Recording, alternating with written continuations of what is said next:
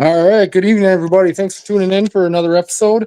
I don't even know what episode it is today. I'm not going to lie. Kind of all over the place. So figured it's going to be a user kind of night. Throw your comments up. Tell us what you want to talk about. Pick our brains, whatever. We're going to be, we still got some stuff we're going to talk about, obviously. All things NFL, some trades, results, everything like that. Um, Kind of shorthanded tonight. Luke is busy, so he's not going to be able to make it. Clay will be joining us, hopefully. Running a little bit late though, so try to hold it together with this fella. Well, let's see if I can add him here. There we go. Gomez, how we doing tonight? Oh, See, Ice didn't fantastic. Nope. Ice didn't catch you again. Nope. They ain't got no clue who I am no more. No more Whitsec. What'd you do with your hat there? The tinfoil one. Holy shit. It's glare. Oh, Put it back on. You're not talking about the brim there. No, I was talking about your tinfoil one. You're the only one that needs a tinfoil hat there, pal. Nah. Here's our text thread all week. Conspiracy, NFL's rigged, this is rigged. Our fantasy football team's rigged, this is rigged. I can't sign anybody without them saying I'm colluding with somebody. Shit, he was screaming collusion when I fucking signed Rico Dowell. What the hell are you doing? That's what you're colluding. I didn't I can't sign. I can't release somebody without them screaming collusion. You know. I didn't even scream collusion for the dude that dropped Garrett Wilson for that was just a dumb name. That was Sanders Flipper. If you're watching, that was a dumbass move. I'm hoping I get him. But yeah, you just so happen to be number 2. If it was collusion, I'd have waited till I was number 1. It looks less conspicuous this way. Yeah, you can also see if I change the waiver orders or anything like that, but less conspicuous. Yeah. Sounds so. Any of y'all that know Gomez know that his ass is all about conspiracies and everything's rigged. And just the NFL. You called yourself Alex Jones earlier. You were trying to call me CNN. Well, because you're fake fucking news. No, I'm more like Alex Jones. Photographic memory, remembers everything. So, all right. So last week was there was some pretty eventful games, pretty good games. A couple that we didn't see coming. Well, y'all didn't see coming. I'm pretty sure I called every one of the upsets, or I should go back and actually look at that and keep track because I'm pretty sure I missed like one game, I think. This is what, week 9 that you've said you were going to do that? I didn't even miss it because I said there was the Saints Bucks. I said it's either going to be Saints win in a close game and upset them, or Bucks are going to blow them out, and the Bucks blew them out. So I mean, I'll still count that as a miss because I did call an upset there, but I still wasn't wrong, just wasn't right. Y'all also thought I was crazy. I don't think one of you guys agreed that the Pats could beat the Browns. I'm like, what I tell you was going to happen? Field day throwing. They're going to shut down the run on a non-running team. Y'all called me crazy. What happened? Exactly as I said. Exactly as I said. You're as bad as the NFL. No, and then what was the other game that I called? The Finns over the Falcons there? I said, Finns are going to beat the Falcons just to give Miami fans hope and think that their team only is missing a couple pieces and that they're almost there. No. By Monday, what was our text thread? Or might have been Tuesday. Man, Dolphins, they're not a bad team. They're just missing one or two pieces, and they're a real solid team. Not even close. Man, I not only called the game, I called the reaction.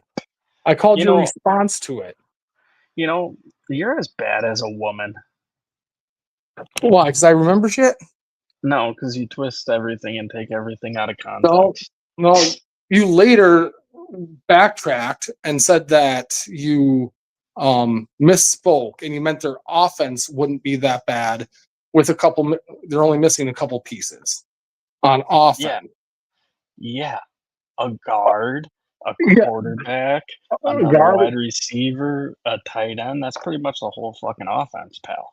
You said it's 3 positions they need a slight upgrade on: quarterback, center, and I think you said tight end. Slight upgrade. Oh yeah, they need a He center. said, So they there's said a they need an upgrade, and then they were going to be a solid team. And later, then he came back. He's like, no, it was a That's solid every team. offense. Oh yeah, no shit.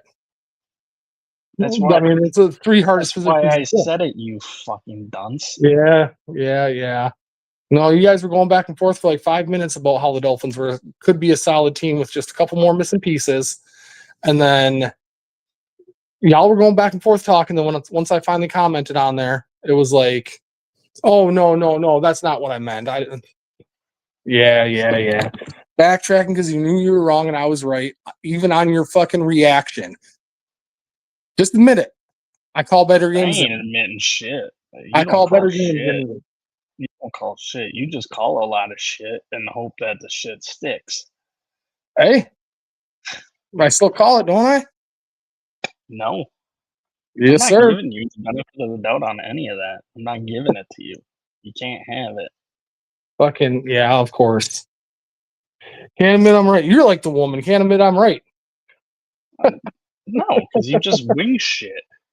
Wing it and hope it sticks to the wall. It says you. That's how you live your life. No, sir. Everything I do is thought ahead 8 steps. Whether I react on them 8 steps is a different subject. All right. Well, anyways, so anybody in the chat got any games specifically we want to talk about? Otherwise, we're just going to dive into some of them. We'll start off with the Packers. I'm sure we'll talk about this more once Clay gets on here too. Were you able to watch that game at all? I watched until about halftime, and then I was like, "Yep, I've seen enough." It was a shit game up until halftime. I know. He missed the entire actual football of it. First half was just shit. I know. I was cussing at the TV, losing my shit. It was yeah. But I think the only game that was a worse first half was the Chiefs Commanders. I think I turned that off after like the first quarter. Yeah, they played what, Monday, right?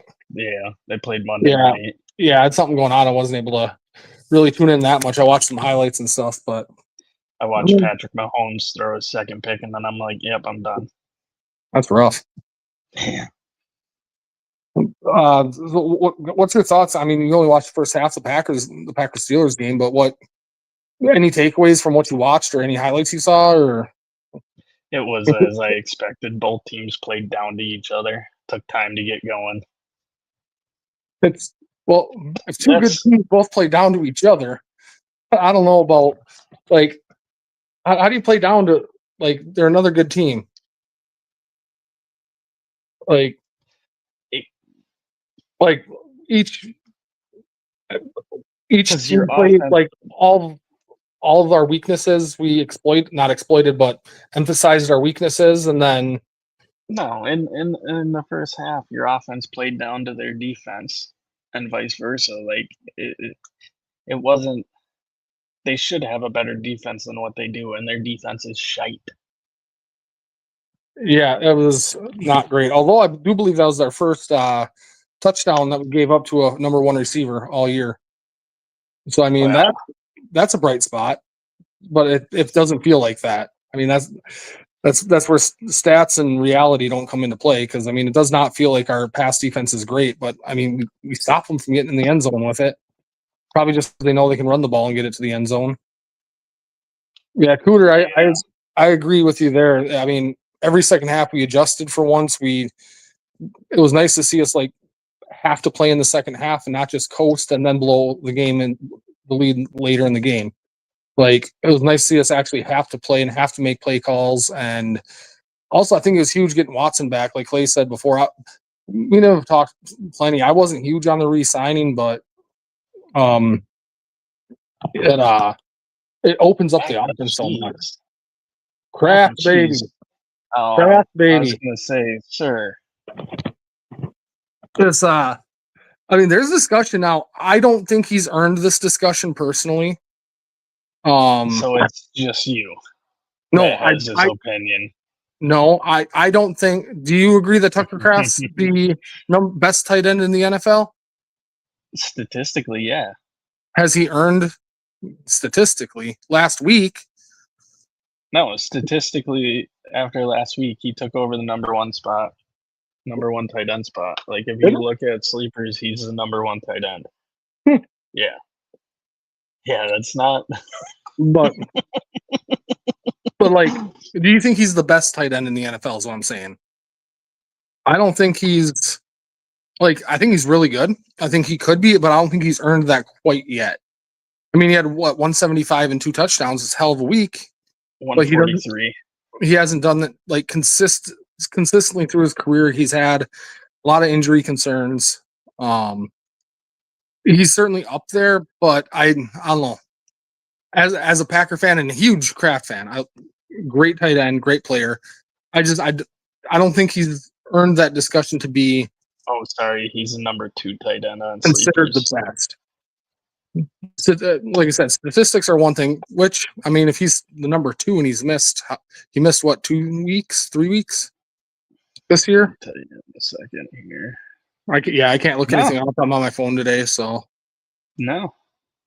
He's played in every single game this year so far. I thought he was hurt for a couple weeks. He might have been hurt during that Bengals game because he only has 2 targets. Oh, yeah. Maybe. But, yeah, I mean, he's really good. That's, I guess, kind of the thing I took from that game is Love is still going to have those spurts of where he looks phenomenal. Where, I mean, he had 20 straight completions second time that's happened. He tied Brett Favre's record, I believe, for 20 straight completions. And they weren't all dink and dunks either, which was, but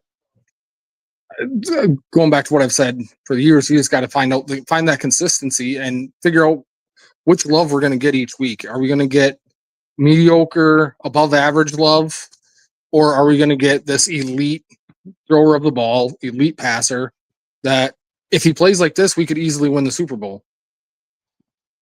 Not easily, but I mean, I could put us in as Super Bowl contenders, favorites, if he plays like this. But are we going to get this Love, or are we going to get, where he's missing a lot of passes, he's not hitting receivers in stride when he is completing them, makes some dumb decisions?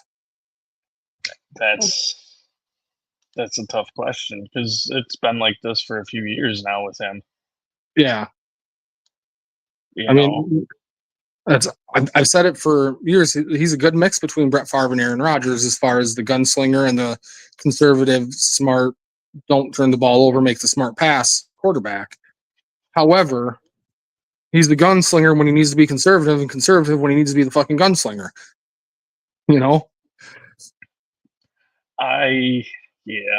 I'm looking at their schedule right now. And Green Bay's toughest opponents they got coming up is going to be a Monday night against the Eagles. That's going to be at home, though. That's what, not next week, not this coming Sunday, but next Monday. That's next week.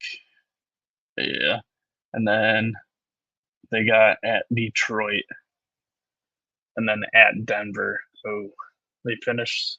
Those are going to be 3 tough games. I mean, at least we're in a position where even if we drop all 3 of those, we're still sitting fairly good.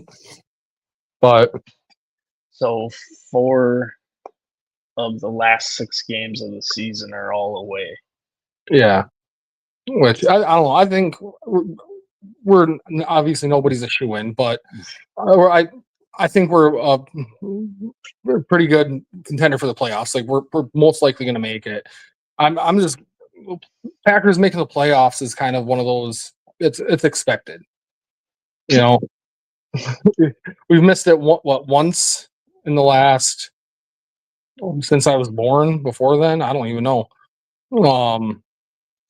So I mean that's kind of the expected, but it's also kind of expected that we just lose to the 49ers in the playoffs and then make the Super Bowl once in the quarterback's career, and there you go.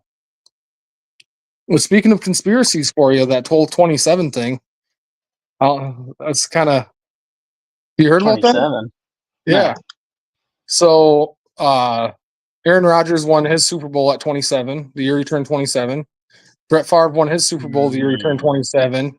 I think it was Bart Starr won his Super Bowl when the year he turned 27. Jordan Love's turning 27, baby. And before this week, all of our wins, we scored 27 points.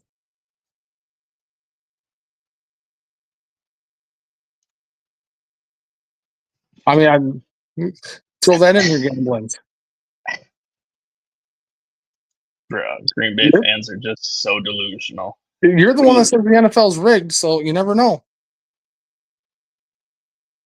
But I'm not saying delusional. I'm saying that's a conspiracy theory. I think it's coincidence, but Hang on, I gotta take this. all right. Well, so it's just me now, I guess. Yeah, the thing Packers definitely got to do is shore up the secondary. Like I said, we've been playing well as keeping them out of the end zone. At least they're elite number one receivers, but we're giving up way too many yards. We're keeping too many teams in games by giving up chunk yards and chunk plays, especially when it matters. Again, we got to go back to play calling too, and we got to stay aggressive and not play this lackadaisical, happy with the lead score. Keep the foot on the throat, keep the big plays going. I think Watson's going to open up a lot more of those. He's had, I think last year when he came back, we jumped up from almost last to one of the tops on plays over 25 yards or explosive plays or whatever it's called. So I think that's going to open things up a lot. So we'll see. I'd like to see us make a move at the trade deadline. I think there's Woolen for the Seahawks. I wouldn't mind us seeing him to get him, depending on how much it's going to cost. We'll bring that up later when Clay gets on here, see his thoughts on it. Just looking at some other games here. The Eagles and Giants. I mean, I called the Giants winning that one, but I also didn't foresee Scadaboo getting his leg broke there. I don't even know what the extent of the injury was. It was gruesome, definitely dislocated ankle. My guess is some bone damage, already been cleared out for the season. I think that takes a huge hit on them. I think you're going to see them falter significantly now, especially with him and Dark's connection that they had on the field. You're going to see Dark's production go way down, not only just for them being able to focus more on the pass game versus stopping Scadaboo, but just the camaraderie and the connection that they have, the motivation, that extra little spark, So I think you see them take a huge step back with that injury. I mean, Tyrone Tracy's a competent back. He's able to. Are you back here, Gomez? Oh yeah. I'm listening to you just spew that shit onto the wall, hoping it sticks. Hold on, I can't even hear you. Can you hear me now? No, I think it's on my phone. I don't know what's your thoughts on that. You don't think that they're going to falter too much? They will, but not that much. I think Dart has the moxie, He's that typical. Oh, hang on, that ain't working. Why ain't my mic working? What I think happens, I think I'm now running through my. Try that. Try talking now. It's on my end. Yeah, I'm sorry for the technical difficulties, guys. Once he switched back, I'm all of a sudden running through like my phone, not my microphone. So I can't hear him at all. I'm hoping y'all can hear me. I said I'm running off my phone, so it's kind of a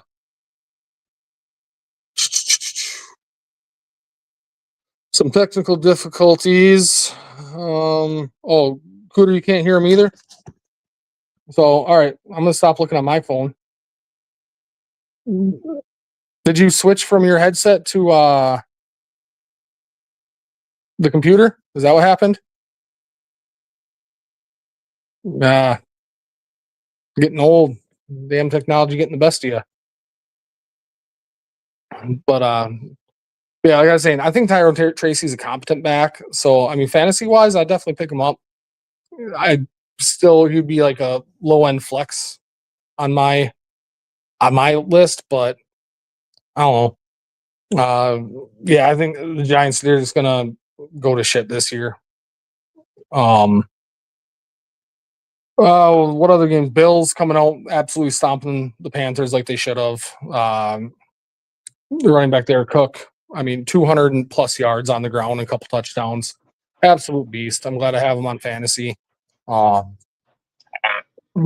Oh, talk again? Can you hear me? Holy moly, there you are. Too many Bluetooth connections at one time. Right. Oh, good to have you back because I talk. It's stuff just talking, without having conversation. Talking out your ass. Yeah. Yeah. All right. So what were you saying about the Giants? Like, how do you think that's going to affect them? You don't think they're going to take a step back? It won't be as big of a step as you think. Like the Giants, the team's a mess before Cam got hurt. Not. I mean, they've been rolling. They've been playing damn good ball since Dart took over, and it's been Dart and Scadaboo. I mean, you can see it on the field. They're two peas in a fucking pod. They have chemistry. You can tell that they're friends outside of the team. They've been the spark of the team. They've been the heart and soul of that. And now you just took away, well, either the heart, the soul, or I mean, half the CTE for sure. But Dart's he's not gonna play as good. And once you lose that player, I mean, it's tough mentally.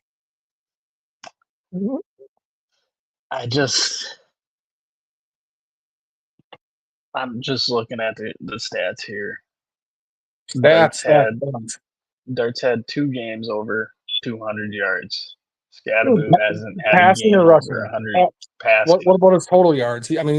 Dart's also had a lot on the ground, and I don't care about stats. I'm just saying, like mentally, that's going to take a toll on him. He a dog, especially with him being a rookie. I mean, it's deflating. Like Cooter just said here, you can tell by Dart's reaction. I mean, it completely deflated. You just saw his best friend with a gruesome injury like that.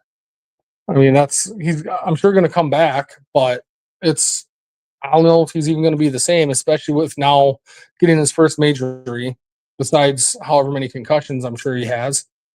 But, I mean, is he going to be the same player physically?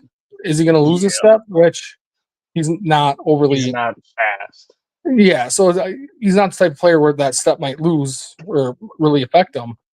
But is he going to be playing with that realization now that, shit, I guess I can get hurt, Like, I'm sure Probably you realize it, but you don't realize it until you get fucking hurt.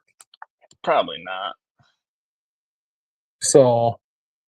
Probably not. I don't see him being that way, Yeah, I don't think he's got no brain cells left to compute that. But I mean, when he was a kid, there's that interview when he was a kid.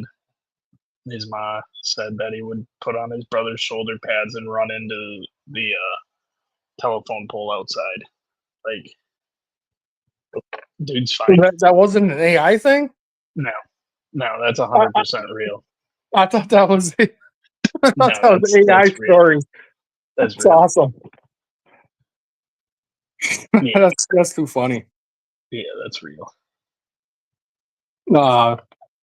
Any other games you really want to talk about? Teams that from last week? Yeah, from last week here. I'm just looking. I got to say something about Carson Wentz and playing through. I mean, you could tell he was hurting. He's having season-ending shoulder surgery. I think he was playing with dislocated shoulder, all the ligaments torn. Plus, I think he had a bone or two broken in there. The only thing holding his arm on was that brace. Right. I mean, yeah, that's kudos to him for being a tough son of a bitch, and I hope some team signs him. I hope his career's not done. But I mean, what the fuck's the coaching staff thinking? Why are you leaving him out there like that? I know it's a non-throwing shoulder, but you're clearly just creating more damage. And I mean, unless everything is already torn and where it can't get any more torn, I guess. But I didn't like seeing that. That was I thought that was negligent. yeah. Is what it was. I think they should get fined for that. I mean, it was clearly they're all about player safety, and you're leaving them in there like that.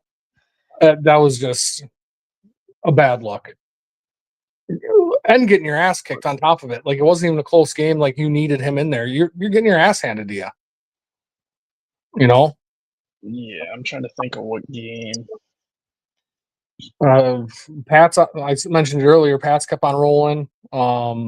No, I'm trying to what game that happened at because that happened in England. Oh, his shoulder. Yeah, so that was 3 weeks ago. Oh shit! He's been playing with that. They had a bye week. Okay. So they've known about it for 3 weeks. So yeah, that's completely fucking negligent right there, pal. Right. Yeah, I did not like seeing that. No.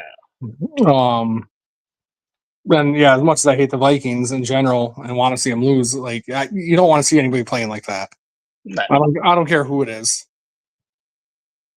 Quarterbacks. Jets finally got their first win, which that was a hell of a game. It was against the Bengals, but a hell of a game. Very exciting. Probably the most exciting game of the week. Did you hear? I forget what his name is. Their owner. Talking shit. Comments about Justin Fields, and it's hard to win a game when your quarterback can't complete a pass and this and that. Like, are you fucking kidding me? Who says that about your quarterback? 26-year-old. That's not that, mind you, is the only quarterback in the league to not throw an interception. Like, who says that is a guy that thinks Madden ratings are real life. I mean, they're not that far off. I mean, they have some accuracy, I guess. But you can tell if a guy's fast. I mean, yeah, as an owner, you should not be looking at Madden at all. Yeah, no. But be like you. I mean, if he had any trade value, I would. If I was him, I'd 100% request a trade. Like, fuck you guys. Oh, yeah. Or throw the season. I know. Fuck it. Start next close game. Throw a fucking pick six to end it. Oh, whoops. I mean, he's not the type of guy. He's not going to do that. Yeah. And if that happens, I'm not saying he did it on purpose. But just I'm throwing that out there. This is hypothetical. He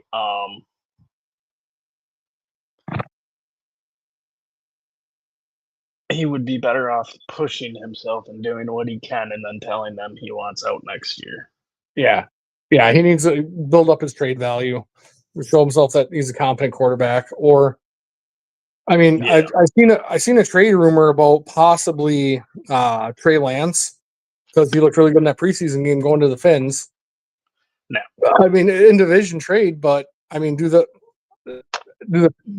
they're not obviously not happy with Fields, if they can get any value for him, maybe trade him to the Finns to get, I mean, something. Miami something for him and a shot. No, they ain't trading that.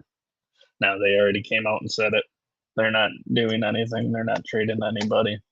Do I think it's dumb? Yes, but what do you do? Right. Because, like I said, last week gave them hope. They're only a piece or two away. No, that's a 20 right there. They're not even close. Kind of going to the trade things and speaking about the Jets. I guess they came out and said that they're not trading like Quinn Williams. Just everybody else, you know.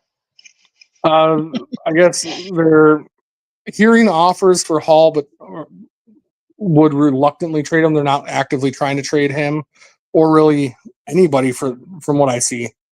They're not looking to move. They just traded. Who'd they trade? I want to say it was. Who the fuck was it? Michael Carter the second or somebody like that? Hang on, let me find it.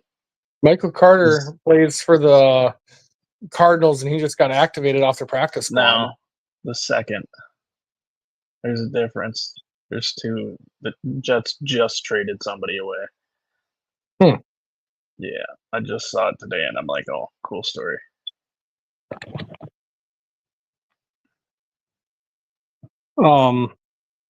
Yeah.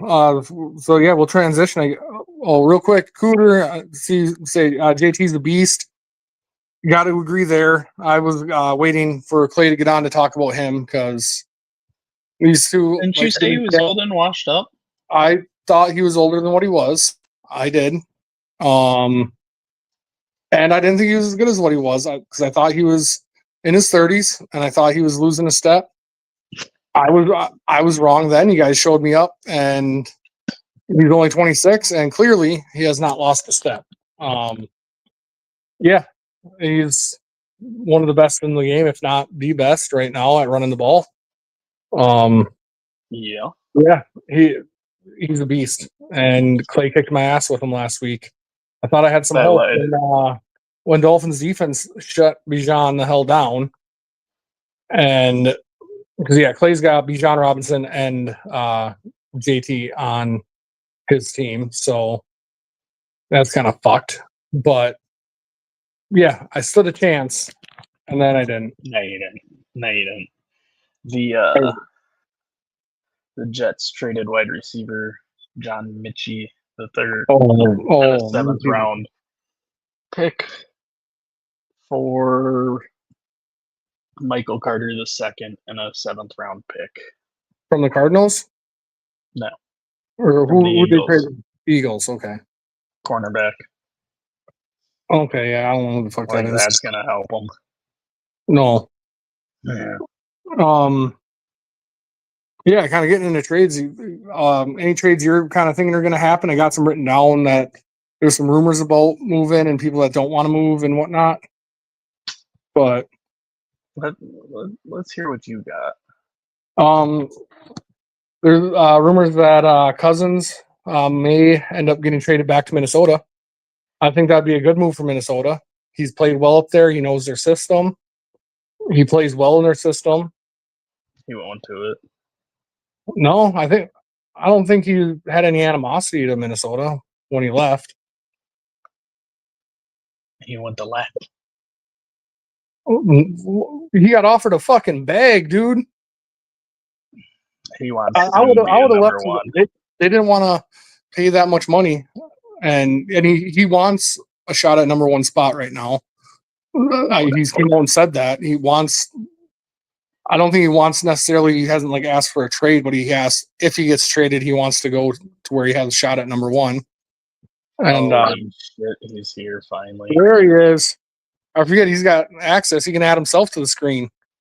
I don't have. I'm not on the computer tonight yet. Oh, I would like to see the Browns trade for Cousins. Oh, maybe. I'd rather that than Minnesota, but I could see him going back to Minnesota. I think Cousins is done. I don't know. I don't think Cousins has much left. No, I don't either, but I think it would be good for the young quarterbacks that they have.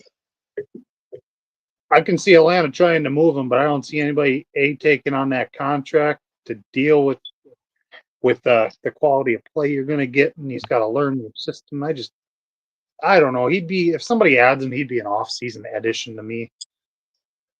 I think that contract, it was a 3 or 4 year deal, but I think it was front loaded to where after this season, it's not much of a hit. Yeah, but it was the hit that it was those couple of years are huge, big dollars. I don't know it offhand. Yeah, but yeah, he signed a couple of years ago though. So this is, I think, year 2 of it. And so I years, think after 180 this, million. I think it's it's year done. 3 of the contract. Okay.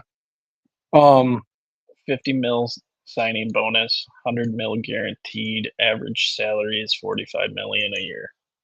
That's a big contract. Yeah. So I don't know. Yeah, I don't necessarily see him. For next year. Hmm? What's his cap hit for next year? 45, or is that That's his just cap his hit? Probably- average. Yeah, I gotta go cap into hit. it. Yeah. So Clay, while he's looking that up, I was saving this for you. We talked about it a little bit. Just because I know you got him on your team. Cooter says JT's a beast. Gomez already called me out for thinking he was old and washed up. He whooped my ass this week in fantasy. Clearly, yeah. Having Bijan and JT, he has Bijan and JT, and you say I'm colluding, motherfucker. Have you seen his team? He's averaging 200 a week, and that's just with his bench. Bijan only had like 7 points. I know. So that's why he only had 180 this week. Taylor 40. No? So Before next year, Kirk Cousins' cap hit is 57.5 million and dead cap of 35 million. So if they cut him, they still got to pay. There's still a $35 million cap hit. Yep. So you're stuck with him. yeah. I was thinking he was coming up So on you that. Oh, potential out 2026. Yeah, either way, it's still a 35 million cap hit, dead cap. Damn. They do have an option. That's why you don't sign 40-year-old quarterbacks to $60 million guarantee. Right. They do have that 2-year option to opt out of the rest of the contract, but he still gets like 90 mil. Jesus. So Clay, so yeah, when you jumped in, we just got done talking about last week. We'll come back and kind of hear your thoughts, especially on like the Packers or any big takes from last week. But yeah, we're just getting into trades. Any trades we think are going to happen. I got some written down here that are rumored potentially. A lot of them are just, I'm sure, hypotheticals. One, do you see the Packers? I know we talked a little bit about it last week. Do you see the Packers making a move? No, I heard that was Rokan Woolen or whatever his name is from the Seahawks cornerback. I heard he might be on the market for like a third or a fourth. That's too much for somebody who That'd be too much for him. Yeah. The guy I was hoping Green Bay might make a move for was McCreary from the Titans, but he got moved to the Rams. He was the Titans corner. I was kind of hoping because he's young enough, he's good, and I think he's got more than 1 year left on his rookie contract, but I'm not 100% sure on that. But he was kind of the name I was hoping for defensive. But if they make a move, it's going to be just for depth, purely for depth, and you're not giving up anything more than a 6th-round pick. Honestly, I think if Green Bay makes a move, it would be maybe to try to add more draft capital, late-round picks, a 5th, 6th, 7th, whatever. They like those picks. They seem to hit on those more than they do their 2nd and 3rd-round picks. True. You know, they got receivers that are, statistically quality enough to move, like a Dontavion Wicks. I wouldn't be mad about moving him for some capital, but if you're talking like moving Dobbs or something, which is a name that gets floated around too often in trades, wouldn't do it. He's good. Why wouldn't you do it? And it's the final year of his contract. Yeah, they'll resign him. He's the best receiver, and he's on the field. The way he's been playing, I think we see him get re-signed before the end of the year. I do too. If you're smart, you'd probably re-sign him before the end of the year, because if he keeps playing and Love keeps playing better and he plays better, that contract's only going to go up. Yeah, that's all right. Green Bay's kind of messed around with him, and they've had issues. So I don't think you'd get any kind of hometown discount I Right. wouldn't bank on that. He's a good Green receiver, Bay though. re-signs people. Once in a while. Yeah, absolutely.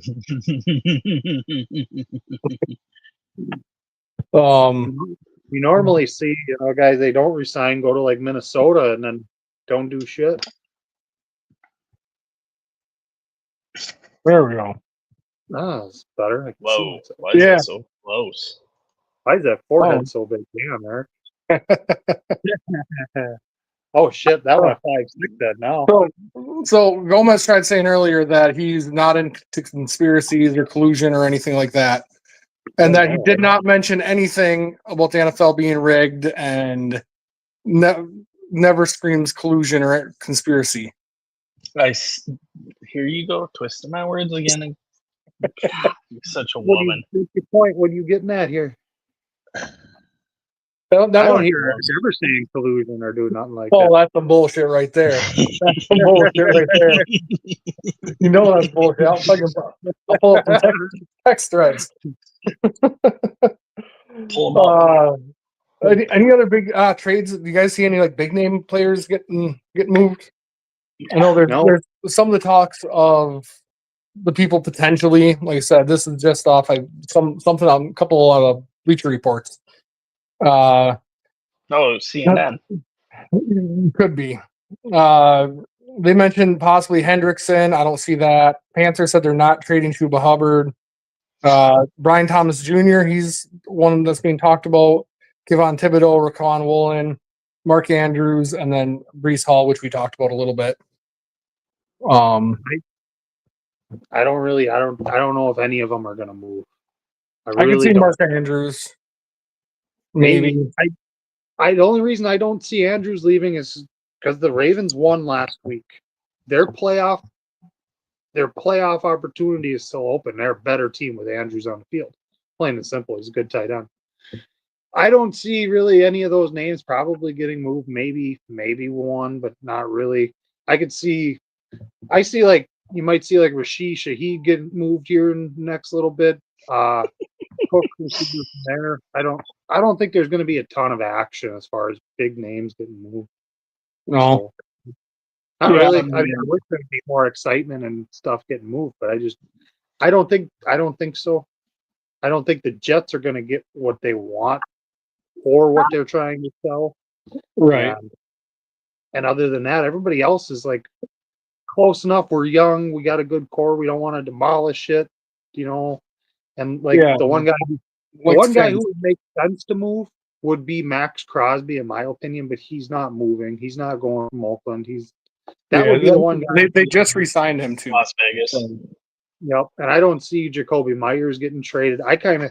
I see Oakland or Las Vegas keeping that core together, thinking they could do something, but they got to get another quarterback in there. It's funny you say that because I'm on ESPN right now, and some Walder dude said this is a trade he wants to see. Trading for Tua Tagovailoa. It's like the Brock Osweiler trade on steroids. They have the cap to do it. He would want Miami to send Tua a second round this year, a second round next year, and Miami would get a 5th round pick. Slap him on the ass and don't let the door hit you with a good Lord split you. See it to him. That might be worth it. I'd take a 6th round pick. Anybody wants to take them. You want the contract shit? I'll pay half of it. Take them. Mm-hmm. Get me out of it. Right. Yep. I mean, I would pay millions for him to play against me. That's how I feel about Tua. Yeah. Yeah, no shit. But they won last week. That's because it was rigged. So there's hope. There's hope. No, there's not. Kirk Cousins started and they forgot they had Bijan on their team. So that's going to happen. But, oh, yeah. He's 40-something coming off an Achilles. Let's just do everything through him. He can't move. He can't get away. He ain't got an offensive line. He get killed in Cleveland. He get killed in Minnesota. If you don't have enough time, like 4 or 5 seconds for Kirk Cousins, you're screwed. Like you just give him a nice little wall.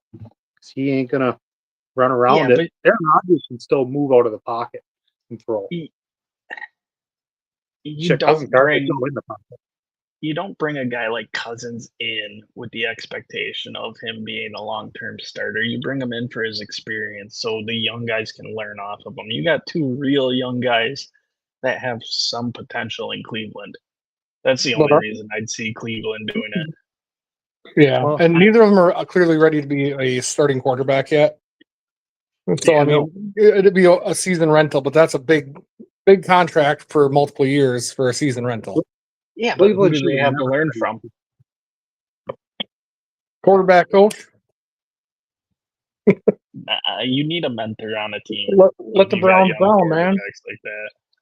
Depends on your quarterback coach. It could be if you got Tom Brady as a quarterback coach. You got somebody who knows how to play quarterback and what to do. You can have a good quarterback coach teaching you, but Browns have never had a quarterback. Oh They've no, never had a coach to coach a quarterback. The only No. quarterback they ever had, they let go to Tampa. do you got- think they take another quarterback in the first this year?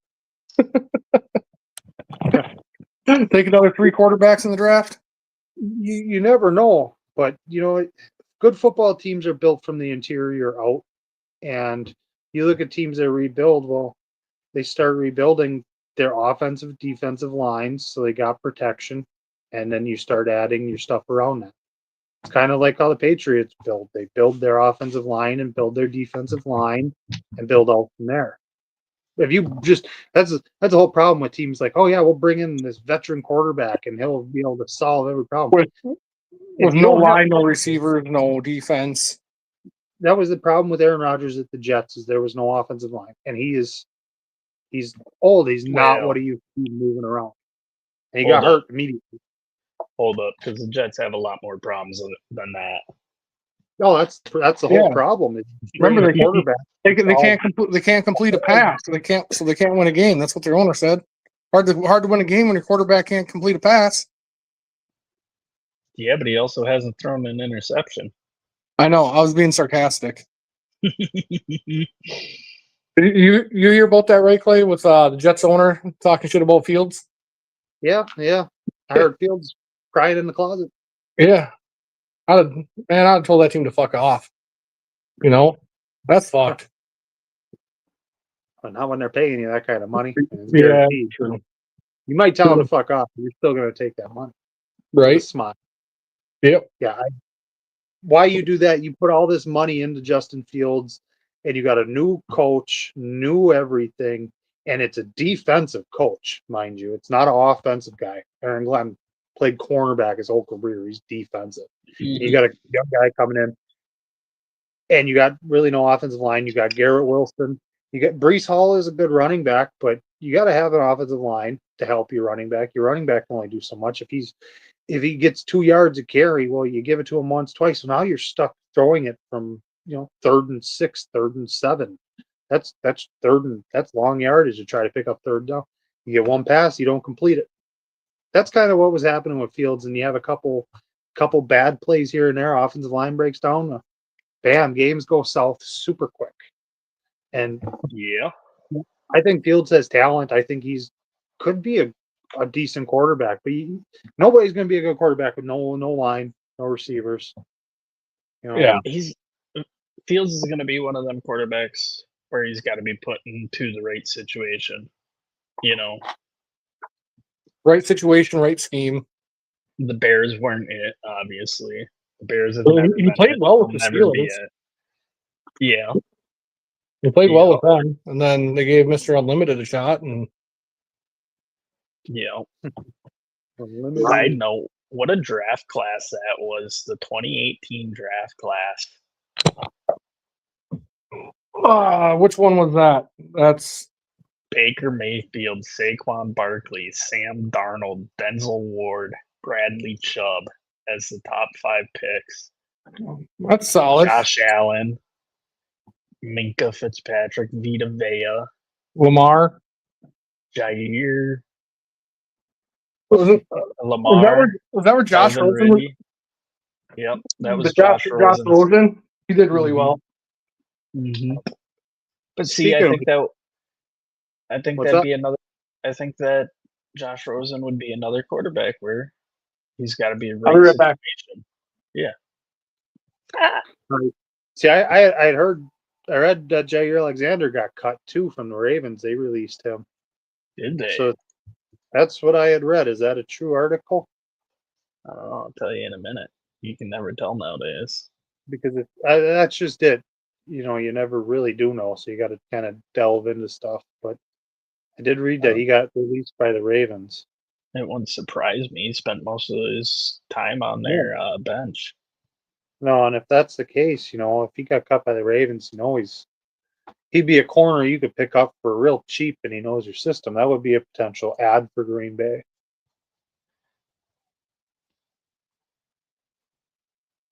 But yeah, I couldn't tell you offhand if that's true or not. 2 days ago, right here. But he's not playing in Baltimore. Yeah, I believe he got cut by the Ravens. Damn, yeah, I wouldn't mind that pickup. I mean, when he was out there, he didn't play great for the Packers last year, but I mean, Yeah. he hasn't looked great this year when he has been out there. But just, I mean, if you're not looking at him to be number one, But, yeah, exactly. If you're looking at it as he's out there, he's not a $25-30 million corner. We're paying him that. He's out there as like a fourth or a fifth, and we're paying him the league minimum. I'd bring him back all day because the guy, he had moments where he was really, really good. He had flashes of being really bad too, but I mean, he would be one that I would invest in to bring in because he knows the defense. You wouldn't have to, get a lot of time bringing him up to speed on what you do there. He knows it. right? And guys like him already. He's already liked by the team. I don't know if he's liked still by the like him. organization. Yeah, I don't know. I like him. I wouldn't be mad about that. But I've always been kind of a fan of him. So, speaking of the Packers, before we jump into next week, what's your thoughts on the Packers versus Steelers this week? What'd you like? What you didn't like? And there's been talks. I don't think he's earned it yet, although he's up there, but I don't think he's earned We're the doing talk this yet. again. Yeah, I want to see Clay's thoughts on it, on Tucker Kraft being the best tight end in the NFL, and your thoughts on the game. I don't know if you could label him as the best tight end, but he's definitely one of the better tight ends in the NFL. He's one of the better ones. He's right there with once he gets the ball in his hands. I mean, he runs. He kind of reminds me of like Baby Gronk in a way. He runs kind of wild. He'll run you over. He'll run through you. He's fast enough to run around you. I like Tucker Kraft. I don't necessarily know if he's the best tight end in the league, but there's potential for that. I clearly. But if you look at his stats, if you go off his stats, well, go off his stats. Yeah, he was the best tight end in the league last week. He had the most run after the catch too for a tight end in a while, if I remember right. yeah, he had a hell of a game. Yeah, he had like 130 yards after the catch. Yeah. So what did he end up with, Gomez? What'd you say? 140 something. Was it 141? 141? I think. 143, something like that. And like 2 touchdowns. Yeah, that's a good game. Yeah. No, I liked the second half was a lot better than the first half. Green Bay's offensive line looked pretty good. I mean, they gave Jordan a hard time. Love looked good. The first half, though, it's just we got to figure out how to start the game a lot faster, not be so slow. Get the running game working a little better early. Maybe even if that means mixing Emmanuel Wilson in there a little bit earlier into the game as a mixer spark.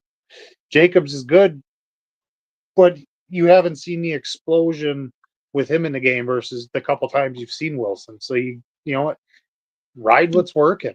I mean, I know you're paying Jacobs. Not saying get rid of him or not use him. Use him. You're paying him. He's good, but if you just see it gets kind of stagnant. They'll run it. And second half they started doing more, throwing it downfield. Started, Watson being back helps a lot. I think that totally gives the defense another thing they got to look at. Like, hey, we got to pay attention to this big ass fast dude that can catch.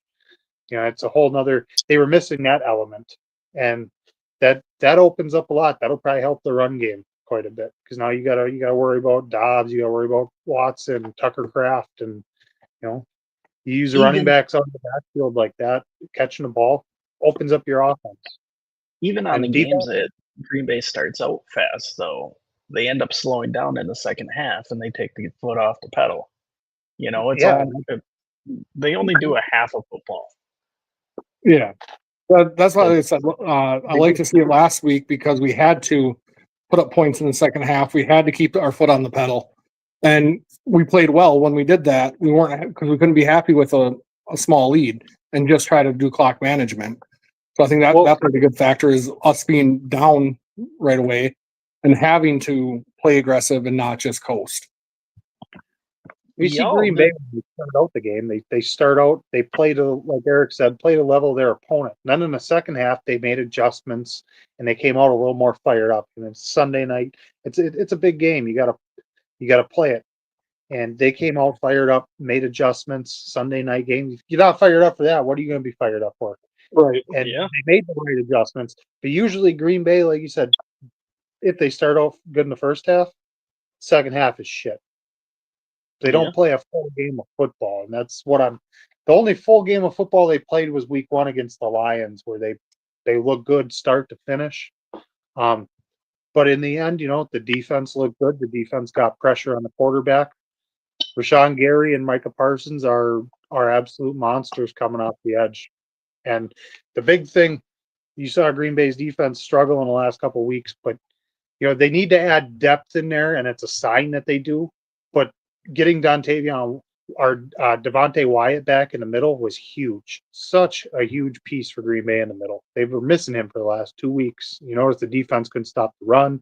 They struggled all around. That guy in the middle made a huge difference. What Green Bay should do, and this is a personal opinion, Green Bay should go out and sign Christian Wilkins. He's a free agent. I'd like to see it. I'd be okay with that. It adds depth. Your middle guy ain't tired the entire game, I mean, he has locker room cohesion, gets everybody kissing. Yeah. All friends. Yeah, he's funny. That's probably one of the weakest parts of their team. Their starter, Wyatt's really good, but they don't have a ton of depth back there for somebody to plug into that nose tackle position. And, that was Wyatt and Clark. Those were 2 really good ones, but you move Clark to Dallas, you got Parsons, your pass rush is way better, which, ideally, if you get the lead because you got a good offense, you're forcing teams to have to now try to pass it, which should all play into how Green Bay built this team. But end of the day, you still got to stop the run, and they did a lot better this last week. And that's partially because Wyatt's back. He's huge in the middle there. He took some blockers, let your linebackers run around, and gives Quay Walker and Cooper a little more freedom. I think that would be a good signing for Green Bay.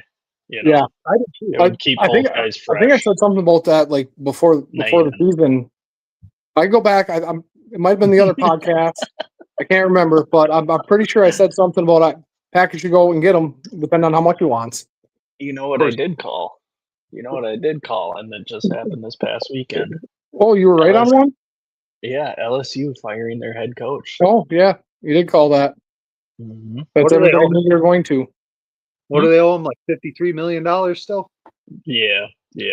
So, of the top 10 paid coaches in NCAA, 8 of them have the same agent, and the buyout on all 8 of them is astronomical. It's like 50-60 million a pop. Jesus. Yeah, it's ridiculous. But these colleges pay for it. Yeah. Terrible. Yeah, all the donors and whatnot. There's a lot of money in college football, man. It's crazy. You ever seen their locker room? Oh, bro. They make NFL locker rooms look like it's so cool. Did you see who's got the horny toad? TCU. Did you see their new facilities they just built? Yeah, I saw that. They got a snow room. They got a snow room, bro. But just what Texas. Who built that? Thad Castle? Who knows? One thing to stay on college. One thing I would like to see is, so they got this whole thing going on with the NIL, the transfer portal, and all that shit. and I sent it to you guys because Greg Olson said it. And the more I think about it, the more I like it. Is if a college player gets NIL money, it's a contract. They're signed to that university for 4 years. You're not going in the transfer portal. You're not bouncing around doing this and that. You're not changing teams every year just because somebody's offering you more money. I'd say to an extent, yeah. I'd like to see like a It's no different than the minimum NFL. of, like let them have an option of minimum of 2 years, or sign a however long contract they want. Obviously, probably more money if you're agreeing for 4 years, or if you're only agreeing for one. All right, you only get this much money. Well, they got to do something because that's getting out of hand. I'd like to see minimum of 2 years, or put on your transfer portal restrictions like you did before, where you were allowed one transfer and you had to sit out a year or something like that. Mm-hmm. They got to do something. Unless there's like stipulations in there for coach change, or they had different rules on there. But yeah, it's ridiculous with the transfer portal. I mean, if you're in the college football playoffs, like coaches have even said, you can't even really focus on the game too much because one of the transfer portals is right there. Or like, Yep. You might lose a fucking player right before your college game or before your playoff game. Yep. Same with coaches. Like that's, I think that's like ridiculous. Was it the NFL or is it college? I can't even remember that. They hire coaches from college right before bowl games or playoffs or whatever, and then coaches have to go. It's like they should coordinate that. Well, that's just like all the players that sit out of bowl games.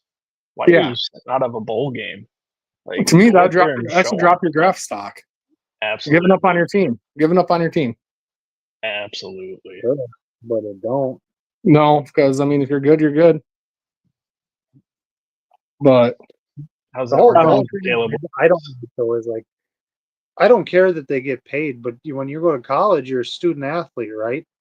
There's no education for these kids going on with that football. If you're transfer portal every year and doing shit like that, there's no education. Because if you get hurt before and your career is over, you get college money for that. But then after that, what do? You got no degree. If you make it to the NFL, you make your money, whatnot. But a lot of those guys, they might go back to school, get their degrees, but that's gonna hurt. Classes transfer. You can go to 4 different colleges and get a 4-year degree yet. I know how many of them are actually doing that. Well, nobody was really doing that since I remember. If you get a scholarship, you ain't got to go to class. Or you're going to get a degree in whatever some stupid degree.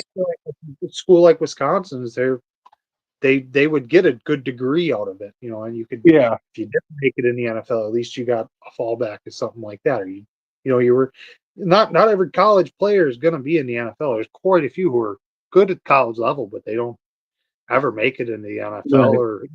If you're a starter for Alabama, you're making it to the NFL, essentially. You're going to get signed somewhere. I mean, even if a lot of their backups even won't get signed or drafted. I mean, it all depends on your program, but either way, you gotta, the education's got to be part of it, and they got to do something because it's ridiculous the amount of money that's being spent and players transferring every year, and it's that's why you might as well just set it up like a freaking like how baseball does with a farm system. Yeah, out of high school, you get drafted, you go to their farm system, you play there until they want to call you up, and you get paid there, and you learn their system. I don't know. Yeah, it's semi-pro, man. Yeah. Well, Goodell has such a hard on for Europe. Why don't they take your top 3 conferences or whatever and have those? Put them in a whole different bracket of NCAA to where you're signing contracts not necessarily with teams, or NFL teams, but with the NIL and all this, where you're spending all this money, and then have that as your top tier college that your main draft picks go to, and then have everybody else in actual college ball with no NIL shit. That to me is going to hurt. It hurts the quality of play too. You might get more good guys on one team. You might get a couple teams that are loaded and really good, but overall, you're learning different shit. You're not getting into the system and learning the system. Everybody learning so much. You miss fundamentally, and you kind of see it tackling a lot of stuff in the NFL. Guys aren't good at it. Not just Yeah. fundamental. You know, Well, And you see him playing for that paycheck in college versus playing for team pride. here's Which I mean, that here's was my the big idea. thing that separated NFL from college is the team pride of it. You're playing for your school for. Well, that's you why know, basketball is so much better in the NBA because they play hard. They play for pride. They're playing defense. In the NBA, they don't do any of that, and they're getting paid buku bucks. You know, it's and Right. gambling. the only but, sport that don't have that in is baseball. Guys get paid a ton, but the only baseball they just different animal. They play hard. Hockey too. Here's- They play hard. They're not about money. however, hockey has set up every pro, not franchise, but organization should model themselves after hockey. Here's my solution for it. All right, you want a farm league? Goodell has a hard on for Europe. Rather than sending the American teams over there, buy up the XFL or UFL or whatever the spring league is, and base it out of Europe. And They have send all these kids practice over there. squads. Yeah, Practice have it squads, be like the prep. developmental league. Yep. Yeah, I like that. I mean, you'd be given a lot. You get your normal draft picks that you put on your team or whatever for NFL, and then they'll give a Anybody lot that more doesn't people a make it shot. on to play. Yeah. Yeah, You can only, you get a certain amount of call ups. You can call the guy up twice, send him down, or send him down twice. You can call him up, send him down. There's stuff you could do to make it kind of cool. Jackson Dart goes down, all of a sudden you got, hey, we got what would be Alabama's starting quarterback. We're calling him up for the game. Like that'd be kind of cool. yeah. Yeah. Yeah, I mean, kind of similar systems down below, but I don't know. Well, I'm not even talking about for college ball. That's just I think that'd be awesome because they want to expand. You still give them a good NFL product, and it's going to be a fun game. And all these guys have opportunities to see them on the big stage, and getting called up. It'd be perfect for a Shedeur Sanders, or he's not really going to get an opportunity. He can go there, like you said, learn their system and ball out. And that's a joke that they don't. Dylan Gabriel's been awful. How do you spend a 5th round pick on a guy and just you don't even suit him up for the game? It was forced. Personally, I think it was forced. Somebody had to take him. Somebody had to draft him. I think the DM was sitting there like, yeah, let's take him, and everybody else is like, nah, bro, we don't want him. I'm curious to see. I want to watch him play. I'm not a fan of him. I didn't think he was great, but I want to watch him play. I don't think he would do much worse than Dylan Gabriel. I don't. I think he got more upside there. I'm just tired of hearing the collusion and all this stuff against him, where it's let him play and either he's really good and you got yourself a good quarterback, or you shut people the hell up and be like, look, he sucks. I think if he's a smart kid, he'll sit back, he'll shut up, and he'll just take in what Gabriel's doing wrong. And come next season, he'll be their starter. But that's not who he is, and that's not what he's gonna do. He's sat back. He's sat back and shut up so far. No, he hasn't. For the most part, I mean, he did his mime thing, but spotlight's on. They're always everything. Shedeur this, Shedeur that. He's a backup quarterback for the Browns. He's a 3rd string quarterback. He needs to shut up and not he did the mime thing, but also like Clay's saying, the spotlight's on him. Why are they interviewing the 3rd string fucking quarterback? Because of the last name. All he has to do is tell them, no, I'm not doing interviews. You can't. So you're Cleveland. It's part of your contract. His last name is Sanders. Why not put him in the game and let the fans come and watch him? Because there's going to be more people in attendance with Shedeur under center than Dylan Gabriel. Yeah, let's help some tickets, sell some jerseys. Yeah, because you ain't winning. Hey, what do you mean? They got 2 wins, bro. Yeah. They winning this week. They winning this week. They got a bye week. Well, they ain't losing. Well, sitting him and doing what you're doing only loses value on what you have. And So you spent a 5th round on him. You might get a 6th, maybe a 7th round for him in return at this point. You play him. If he plays better than Gabriel, his stock's only going to go up. If he shows he can run an offense, he's young. I got to sneeze. Bless you. Bless you. All right. Well, bless you again. All right, now figure your shit out. Come on. No, fuck off, man. Straighten the fuck up. Let's go. Yeah. I'll give you 2. I gave you 1, so you got all 3. I'll give you 1, 2, 3, bitch. 3, all 3 inches. Fold it 3 over more twice. So, all right. On that note, we got to get moving into next week's stuff. So, real quick, if you're watching, if you want to talk about a specific game, specific topic, whether it's football related, baseball related, basketball related, ask us any questions, whatever. Leave it in the comments. I kind of wanted to have you guys run the show tonight. Give us some stuff to talk about. We'll talk about it for sure.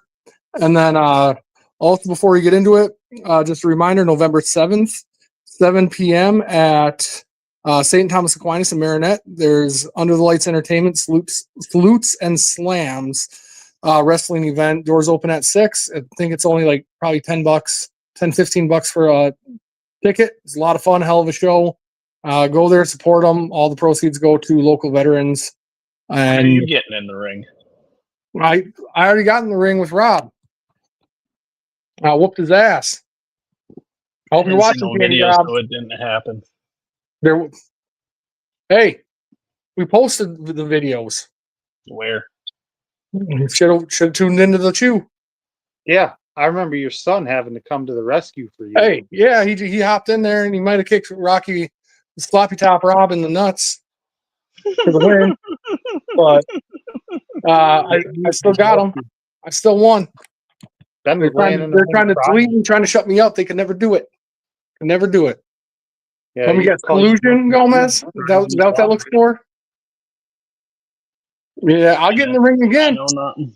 I'll get in the Do it. ring again. Let's do it. Who wants to go? You want to go? I'll take you. You two. Yeah. Yeah, you get your ass up here. Let's go. I'll talk to Bruno. We can make it happen, Gomez. All right. I think Bruno might be joining us next week for talk about it a little bit. That'd be fun. Yeah, we can try to get him to set something up. I'll smoke you. I'll stick my whole tongue in your ear, then you'll quit. We got the colluder and the conspirator. Who's gonna Won't win? even be a wet willy. It'll be a wet shamu. Next topic. I got nothing for that. Did you just say what I think you fucking said? Yeah, I'll stick my tongue in your ear. And I ain't did losing. Did you say ear? Yeah, Just want to make sure. Okay. ear. Make sure I heard. I ain't I wish losing. those things I wish I'd never heard. I ain't losing. I had that Sorry, happen pal. to me one time actually. There wasn't Yeah, high hard. school. Kid called an atomic wet willy. I got in trouble for chucking him across the fucking room. You ain't chucking me across the room. I'm too fat. So are you. Yeah. We're gonna have to have people on standby with fucking braces and Who threw you across oxygen. the room? Ha ha ha. Man? My fat ass ain't getting. Nobody can throw my fat ass across the room. I've been fat for my whole life. Not anymore. All right. Did back in the day. These Bills should be Cooter says prime. these Bills should be primetime game over the Commanders. Then he switched it up and he meant whatchamacallit? Cards. Yeah, I was gonna say it's not. Who's the Cards got? Cowboys, Cardinals. Yeah, yeah, agreed. That one should be flexed 100% to prime time. Ben would like it, Cody. I mean, they are playing prime time, just not Monday night. I think they're playing. Or no, they're not a Sunday night game. Or yeah, they're just a 3:00. Yeah, that should be flipped. Agreed completely. That's gonna be a good game. Allen versus Mahomes. Who you guys got in that one? That's one I definitely wanted to talk about. Chiefs. I mean, I'm taking the Chiefs. I think right now they're playing. Chiefs. They We're might be playing the good. best team in football. I don't even want to say it. I got the Bills. I mean, the Chiefs have been playing real good, but I still have the Bills. Bills been playing some good football. I mean, granted, they played last week Panthers. Whooped their ass, which they should have. But and See, regular season, Allen always seems to ball out against them and get the victory over Mahomes. But then when it comes to playoffs, the Chiefs end up pulling it they magically pull it out. out. Yep, no collusion. Mm-hmm. Zero That's hard to collusion. beat a good team, man. Who's got the Bills? Cody, who you got? Throw it up in the comments. Clay, you said you got the Chiefs because you think they're the best team. I Like, want the Bills to win, but I think the Chiefs are good. Best.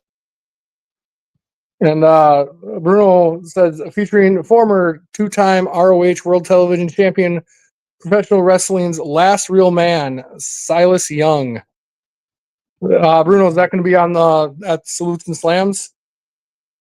Salutes and What slams. in the heck is ROH? I'm not sure. Ring of Honor. Ring of Honor. Oh, could be. Yeah, Yeah. Patty and Rice. Sit down, Cody. Patty and Rice. They're Your good. They're going to be opinion's tough to stop. meaningless. I think I it's going to agree be a with you, high-scoring game.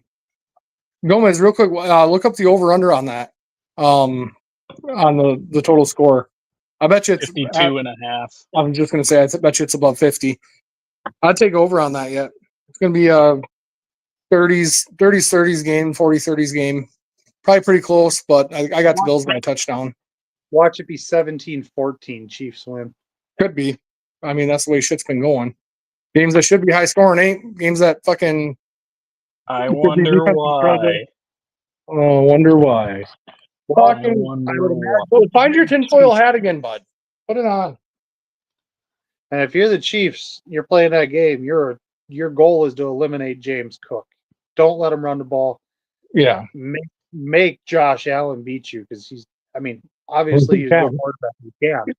But not necessarily you're make not Josh Allen beat you. Make their receivers beat you. That's what I'd say. You're That's making the receivers beat you by stopping that run. You're making Josh Allen throw it, which they just been running all over teams. Hard to beat somebody when they can hand it off and a running back in 200 yards game. Yeah, I agree there. If they're going to win, that's how what they have to do. I mean, the Bills, they just gotta. I mean, pay the refs a little bit more, and no. I think Pacheco's hurt, so I mean, they just gotta. I mean, obviously, let them try to beat you on the ground. They got to try to get pressure on Mahomes, but yet keep them contained, and get them. Get them pressure, get them off schedule, and keep Rice and Kelsey contained. I mean, I don't think that Bills defense is going to be good enough to do that. I think Mahomes is going to have a hell of a game. They're going to put up some points, but I don't know if the Chiefs defense is going to stop Cook, and you can't really stop Allen. You just got to kind of control the damage, and hope the receivers don't ball out. Real quick, Bruno, both this Saturday is a show in Sturgeon Bay and next Friday in Marinette. The Sturgeon Bay event is a fundraiser for Bradley Jordan Foundation. Bruno, if How you want much to are throw tickets, Bruno? Yeah, if you want to throw some info up there, I'll try to throw it on a banner. I'm on my phone this week, so I don't have it. I didn't have time to set it up for the one in Marinette, but I can throw on information. I'll throw on information for this one real quick if you want to send some of that, so we can get the word out there. It's a hell of a show. I went out to the one. It's a lot of fun. So if you're in the area, able to go, they're all for a good cause. Bring kids, kid friendly. I think Easton they moved me from my chair and body slammed somebody through a chair right next to Easton. He was wrestling for days afterwards. I was getting all bruised up. Yeah. Anyways, going back to football, You got anything? Anybody got anything more on that game? Chiefs Bills. No, I mean, no. No. I hope the Chiefs win, but let's be real about that. Like, yeah. Yeah, I don't hope the Chiefs win. I don't like the Chiefs. I'm sick of seeing them win. I like Josh Allen. I think he's a good quarterback. I think he's fun. I like a lot of his videos. I'm a big fan of him, and so I'm hoping that they. Definitely don't see that comment, Bruno. Yeah, I didn't see that pop up at all, Bruno. It must not have sent. Who do the Finns got this week? I'm looking at my thing here. I know They I got a wrote lot. That's what they got. Big L. They're massive though. Lamar Jackson's first game back Thursday night Oh, football. Ravens, yeah. That's definitely a no.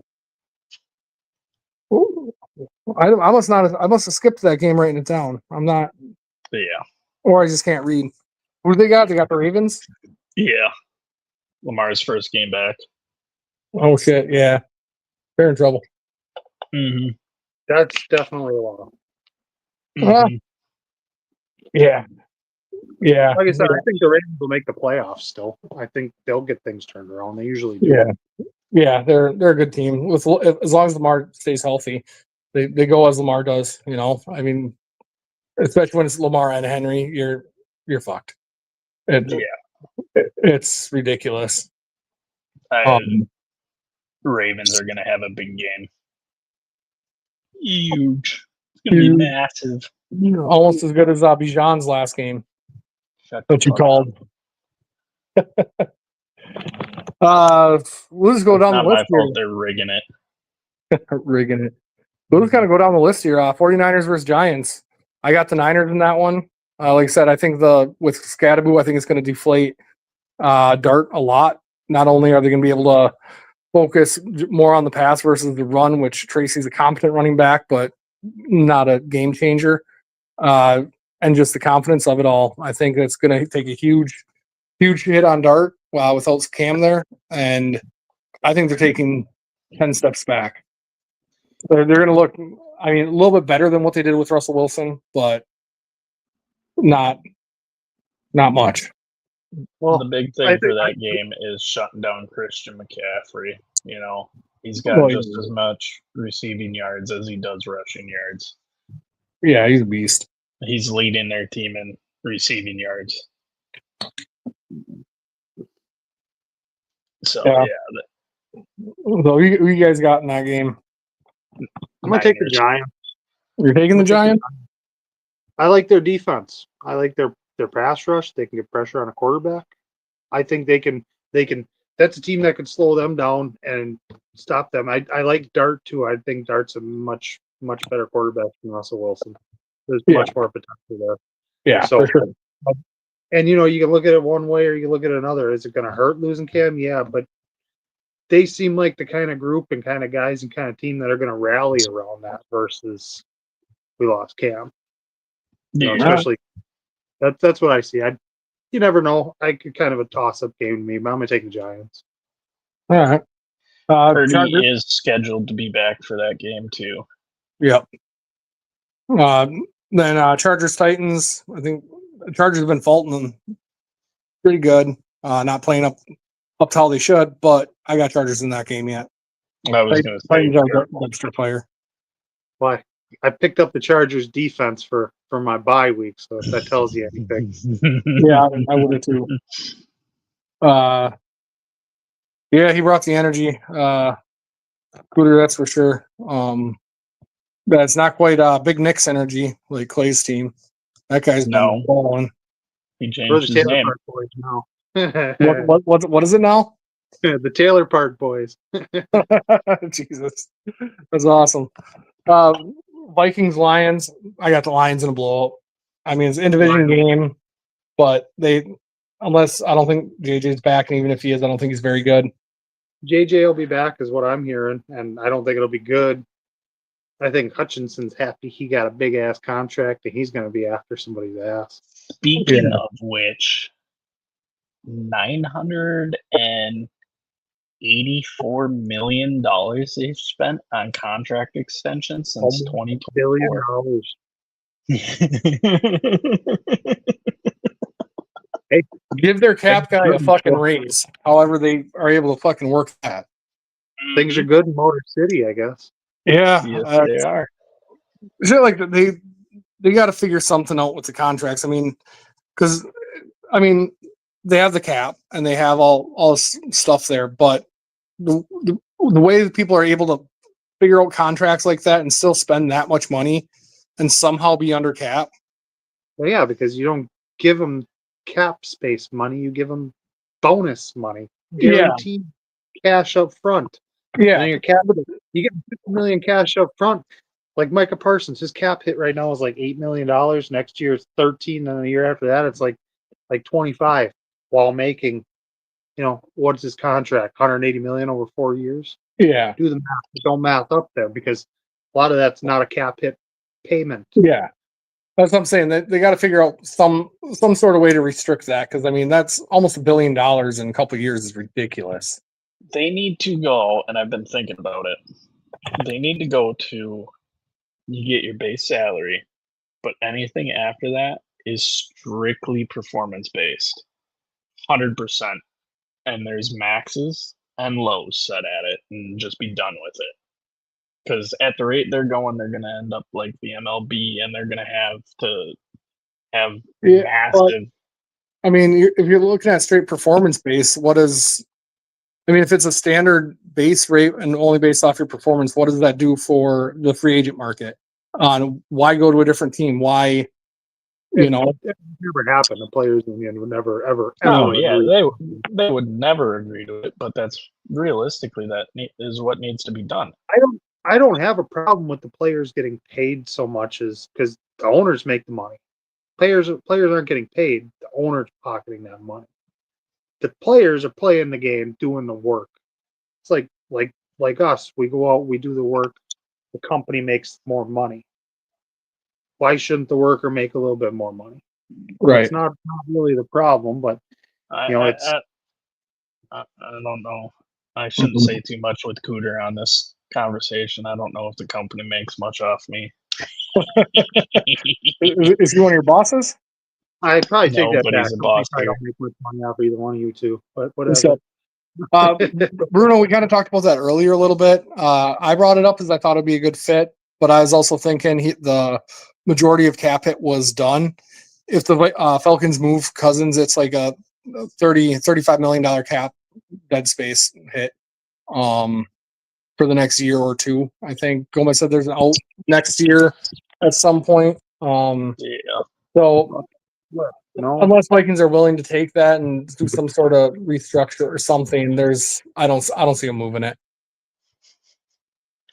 Green Bay front loaded the hell out of that contract.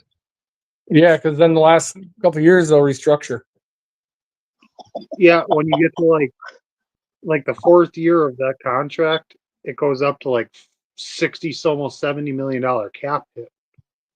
But they'll restructure, and then that cap hit, they'll move that from a cap hit, give it to them in a guarantee form up front, and then it'll unload all that cap space, and you'll still have them. Then you can use that cap space towards somebody else. That's how they'll play the game. That's what they usually do. Yeah. All right, moving on. Where are we at? Falcons, Patriots. Patriots been rolling. Falcons just lost to the Dolphins, so I think it's gonna be a good game. I think Falcons are gonna kind of come back, and especially with Bijan he's gonna have himself a game. But I got the Pats. They're looking too good. Drake May's looking like he's him. To me, that I'm probably leaning towards the Patriots, but it really depends if Penix is out there or not. If you got Cousins under center all day, it's the Patriots. But for some reason, that offense just operates so much different and is much better with Penix under center. The weird thing is Penix isn't listed on the injury report, but he's listed as questionable. He will be, I'm sure, because you never know. He's coming. it's already labeled with an injury, so they're not sure to go. Unless he's listed just as questionable because he sat out of practice or something, but he's fully planning on playing. He was limited in practice. Yeah, so that's why he's listed as questionable. Yeah. But if he's not on the injury report, I'd say it's Penix rolling. I don't know, unless you're like Baltimore, where you say that Lamar was a full participation in practice and then not in for the game. Yeah, That's actually change up game plan. That's being investigated by the NFL right now.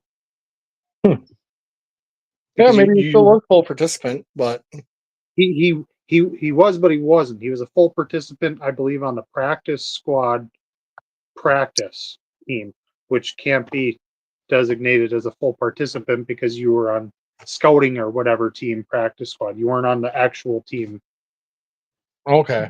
practice. So there's a whole bunch of stuff maybe, going on.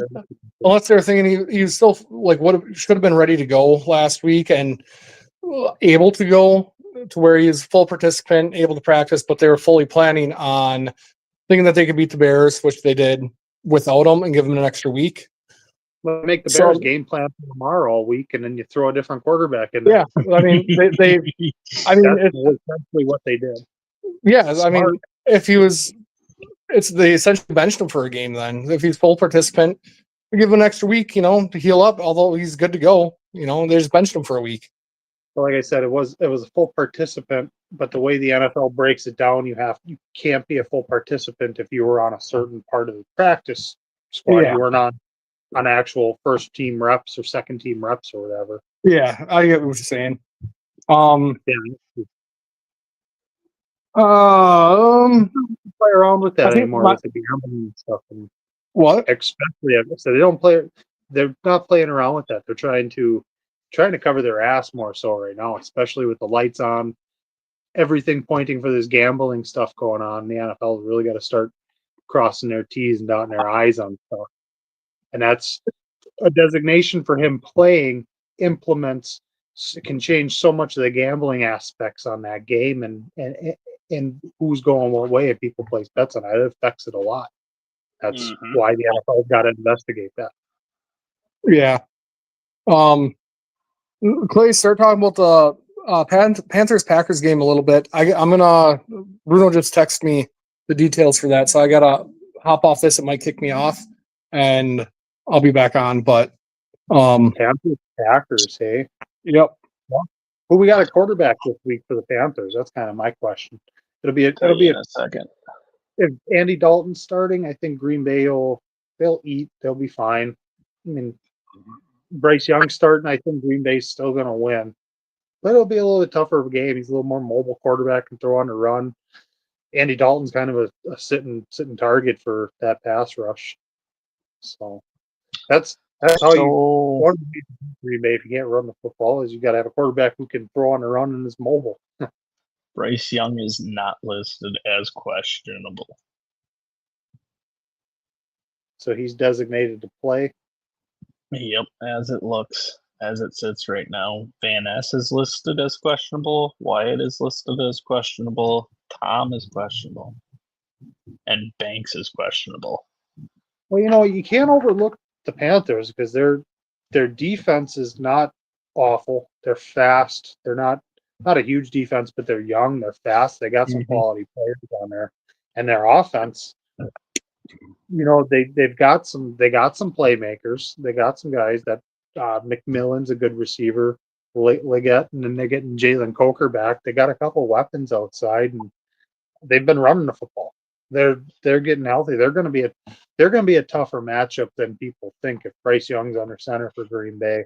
I still think Green Bay will win, probably probably like 7, but I think Green Bay is gonna be chasing them. Green Bay is a 13.5 point favorite. That's I see about that. I think it's going to be a fairly close game. I think at the end of when it's all said and done, I think the Packers win by probably 10 to 17 points. Few scores. The big thing I think is going to be whether we can stop the run. They've been running the ball well. Dalton's been pretty solid, obviously. Obviously, take a couple steps back with Hubbard coming back. But Hubbard's a good back. If we can stop the run like we did last week, I think we'll be fine and could even win the game by more than that.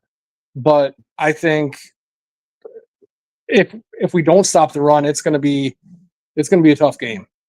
I think we can, but this will be a challenge for Green Bay because it's like you said, they play to the level of their competition, and you're playing a team that's not, like a high quality team. So you're not coming out there super hyped up, and it is a quality enough defense to where you're going to see if Green Bay, they got to get off to a good start. That defense is going to be tough on that offense. You're going to get a good idea if that offense just had one good half against Pittsburgh's terrible defense, or they keep it rolling. Are we going to struggle starting off and getting going against the Panthers? It's going to be actually like I said earlier. Last game, Love obviously was phenomenal. Last game, he looked elite. He looked awesome. But we've seen that before. Where which Love are we going to get? He's shown flashes of being one of the best passers in the league and one of the top quarterbacks in the league. But also, he's shown games where it's like, what the fuck is he doing? I compared it to he's a good mix between Favre and Rodgers as far as like gunslingers and also being able to take care of the ball, smart plays. But he seems to do it opposite. He's a gunslinger when he needs to be smart and kind of conservative, and he's conservative when he needs to be the gunslinger. So I think also is going to offensively hinge on which Love we get next week. Which Love you get, but also which LaFleur are you going to get? How's he going to call the game? That's part of Love's problem. You got to give up play calling to somebody more aggressive. Yeah, Love's been actually. We're spoiled as Packer fans. You go look at his numbers; they're better. He's good. They're better than Rodgers.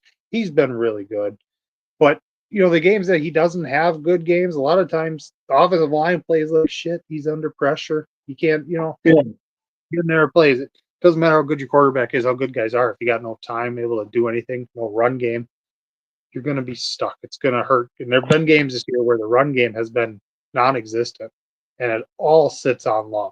And then that team just pins their ears back and they take off. They know they can't run it, so they got to throw it. Now we're going to get after Love. And that's overall, though, I think Love's a pretty damn good quarterback. He is pretty damn good, but I mean, like said, the numbers might be better than Rodgers and Favre, but also you're down 14 points coming into the fourth quarter or 10 minutes left in the fourth or whatever. With Rodgers, it was like, oh, we still got this. We're still 100% in this. Whereas Love, it doesn't quite feel like that. It's like, shit, we're down. I think we're gonna lose. Versus like, oh shit, like, oh, they only got a 14-point lead. All right, let's do this. Yeah, he doesn't have that ability to take over a game consistently when he needs to. I get you, but this is also only his third year starting. Yeah. It's still so early in his career. Rodgers was. Didn't Rodgers win the Super Bowl his third year starting? Yeah, he did. This year, 27 years old. Yeah. And Love's playing. They're 5-1-1. His numbers are really good. He's playing good. He's only getting better right now. Last week, Bowman's over there giving looks. Collusion. You're the one that says the NFL is rigged, buddy.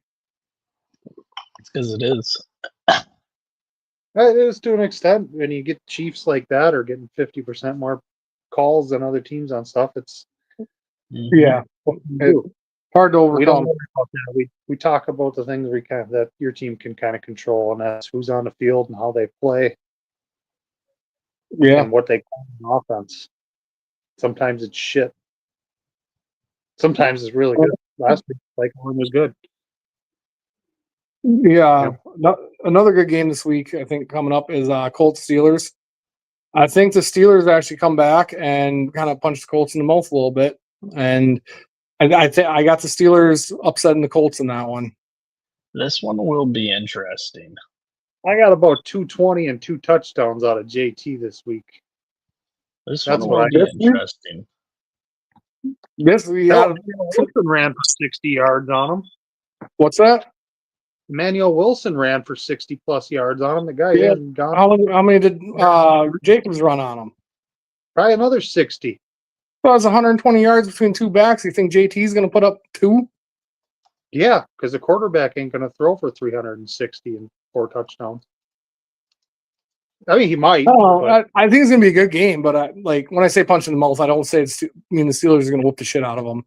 I think they're going to take it to them, and they're going to make it a game. And I think the Steelers is going to come down to Boswell. he is kind of an old, washed-up back, so he might not. Yeah, it's getting late in the year, Yeah, It is a news game, so he might be able to. He ain't gonna miss Murder She Wrote or nothing like that, so he should be good. I got the Dodgers game up on the side here. How's that going? 3-1. Toronto's winning. B. What a Snell. start to that game. What a B. start. Snell has pitched 115 pitches. 3 pitches into the game, he was down 2-0. Yeah, homer. Jesus. Yeah. Schneider hit a leadoff, and then Vlad Guerrero hit a home run, and then Damn. Yeah. Last I looked, I think it was 2-2. I told you this would be a tougher series. Oh yeah, than series. Yeah. Oh yeah, that's the series record. I couldn't remember if I wrote down the series record or the score. After I read it, I was like, "Wait a minute, something ain't right." So it's 2-2 right now, and I believe they're in Los Angeles right now. Yeah, And they if are. win, they go back to Toronto now for the next 2. yeah, So that you're putting the Dodgers on the ropes, man. I mean, I haven't been watching the series too much, to be honest. I kind of sour taste after the Brewers loss. They went 18 innings. And I hate the Dodgers almost as much as I hate the Yankees. So almost as much as I hate the Cubs. And Toronto, I mean, I ain't gonna root for Canada, man. USA. I mean, no matter who wins, we all lose. It's a shit World Series. Marketing, it's great for them. It's sad that I'd rather root for Canada than the Dodgers. Can it end in a tie? No.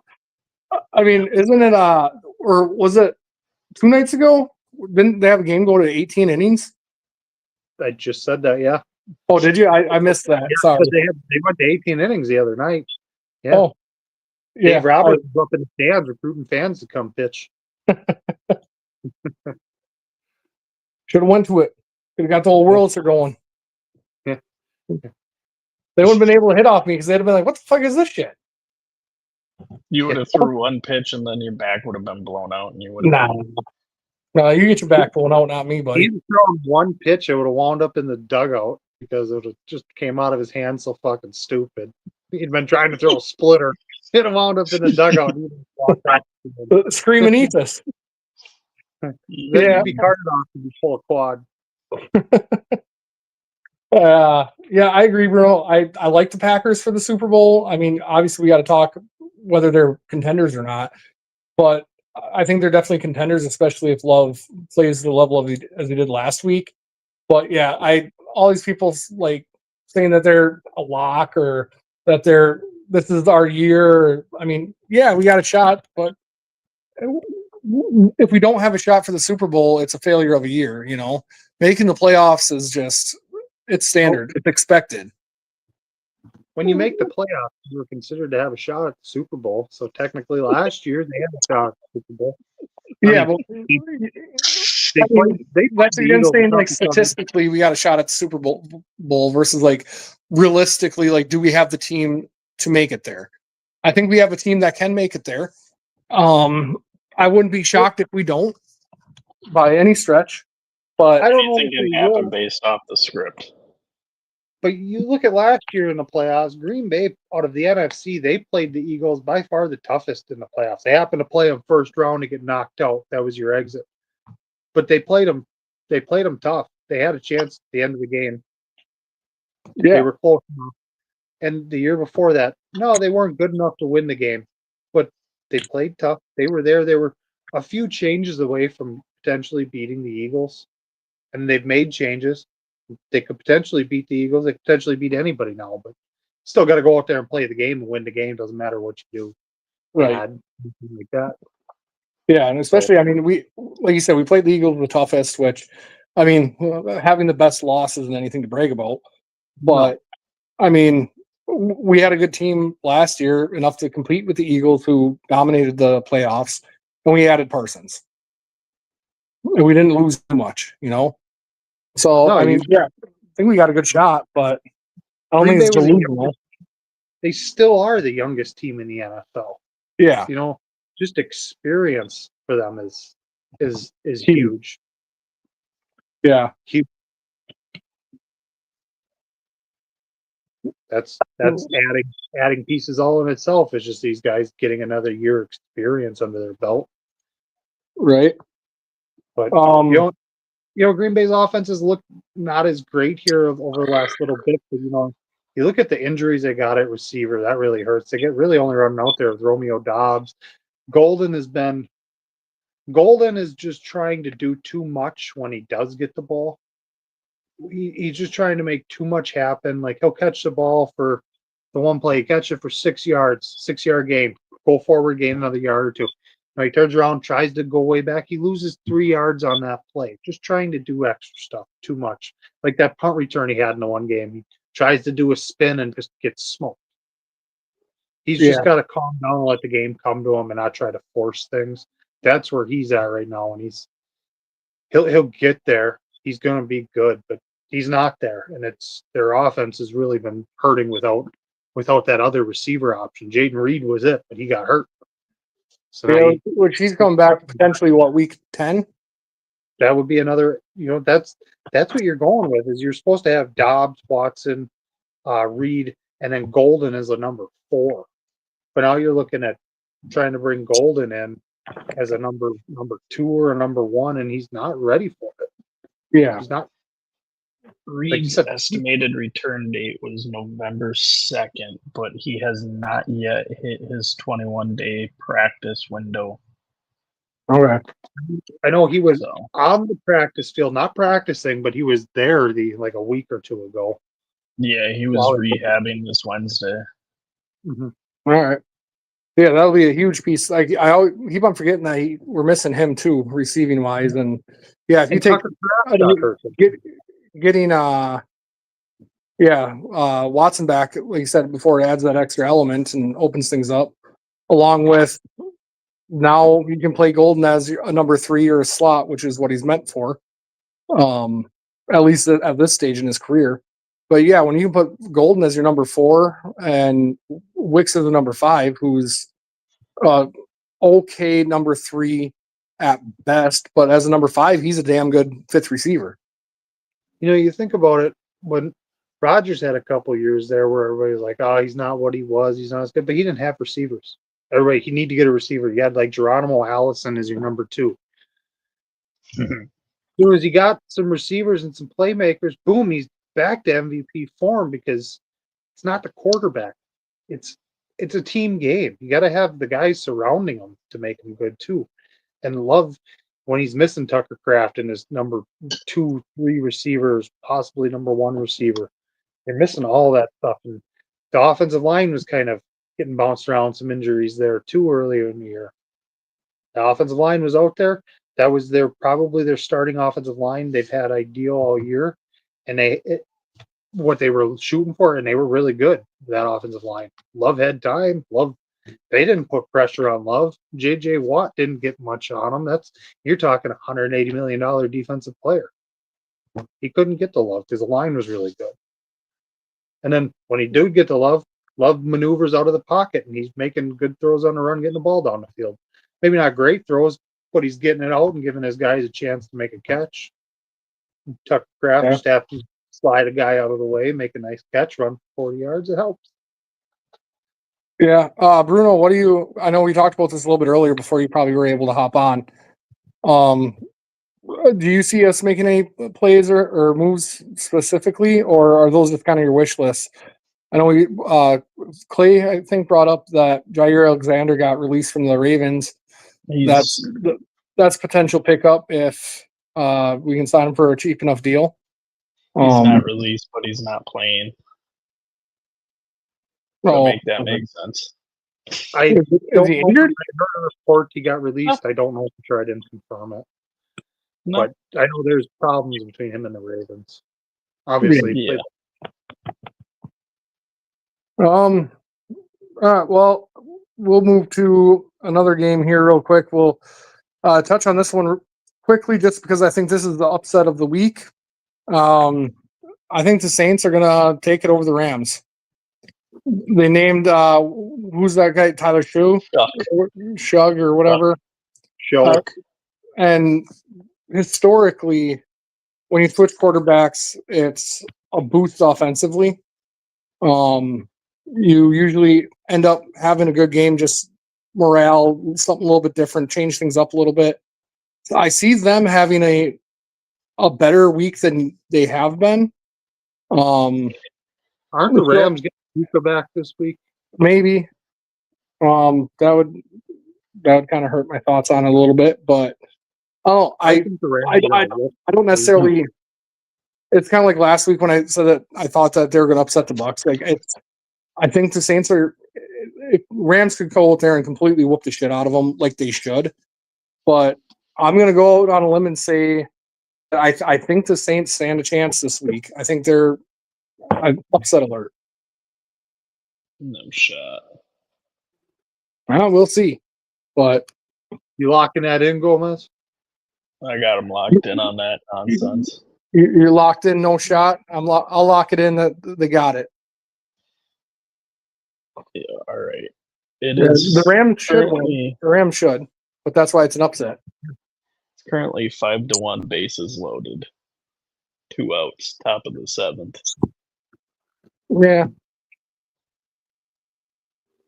Yeah, Bruno says if Jair clears waivers and it's past the trade deadline and no one picks him up, I would discuss it. I don't even know if I'd wait till trade deadline, Bruno. I mean, if you can get them for cheap enough, why give up picks for somebody that we don't really have? Unless you can get the right person for the right price, obviously. But if you're not giving up picks and you can get a veteran cornerback in there that's not a bad player that knows your system, why not get him? Because if he comes in as their number, like Clay said earlier, number 3 or 4 cornerback, and knows the system and is not expected to be that number 1 lockdown $30 million corner, it's a win-win. He should be able to cover a slot or number 3 receiver. You hope. That's why I said should be. I'm not saying he is 100%, but I think if you can get him for cheap enough, who cares? If he has a bad game, fucking cut him again. Yeah, exactly. I mean, good practice squad. He might not be as fast as he once was, but maybe he's a good nickel, kind of a nickel corner.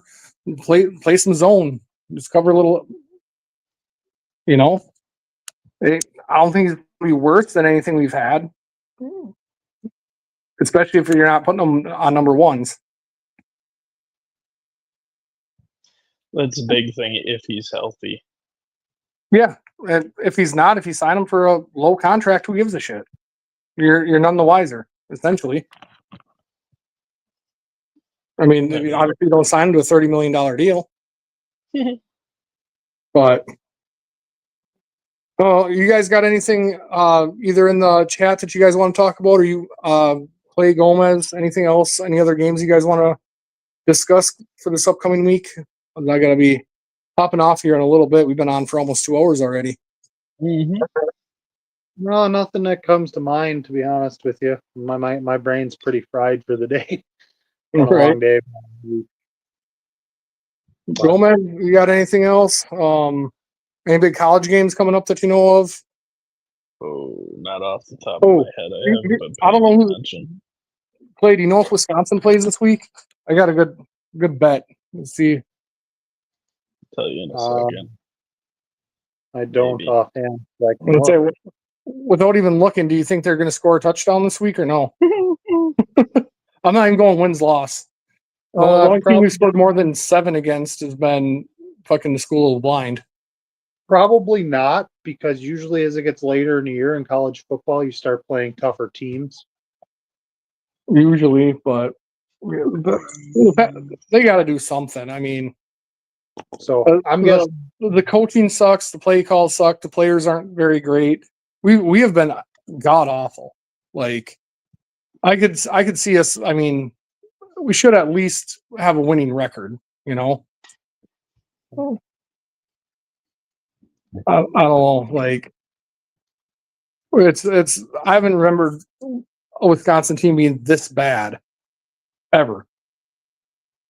I mean, I mean, we scored 7 points, 0 points, 0 points, 7 points, and I think 7 points. Like, yeah, I think he definitely brings some excitement. He's a character. He's an exciting player. No, the only excitement y'all need is Christian Wilkins. Hey, I'd bring them both on. I'd love it. I'd love to see us get Wilkins. Wisconsin does not play this week. Oh, thank God. Yeah, I'd love to see Wilkins. I mean, he's 2 years removed from being a Pro Bowler. A hell of a player. He got the ankle injury that he reportedly didn't rehab from properly or whatever, and locker room issues or something. But Raiders wanted him to get surgery, and he said no. Yeah. Well, I think he said no, and then he also wasn't following their rehab plan that they wanted. And then the locker room issues, I mean, depending on how the actual severity of it or whatever actually happened. He was fucking around and kissed Max Crosby, and Max Crosby got who gives a shit? Like, but I don't think he's locker room distraction. I mean, unless he's like literally like actually trying to like make out with players or something. But then whatever. But I think he'd be a good addition, especially because he could probably get him for damn near league minimum right now. Then we kiss him. Give me some of that contract, I would. I could get bought out. Do a lot more than that.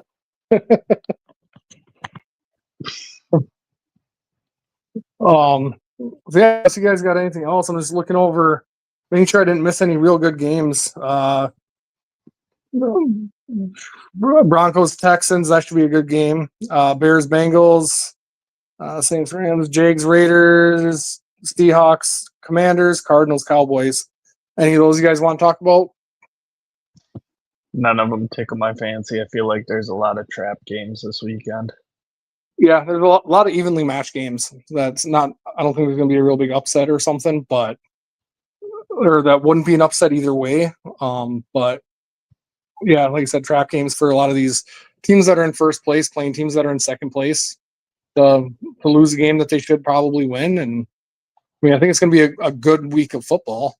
I don't think anything overly exciting is going to happen, but it's going to be a good week. I think.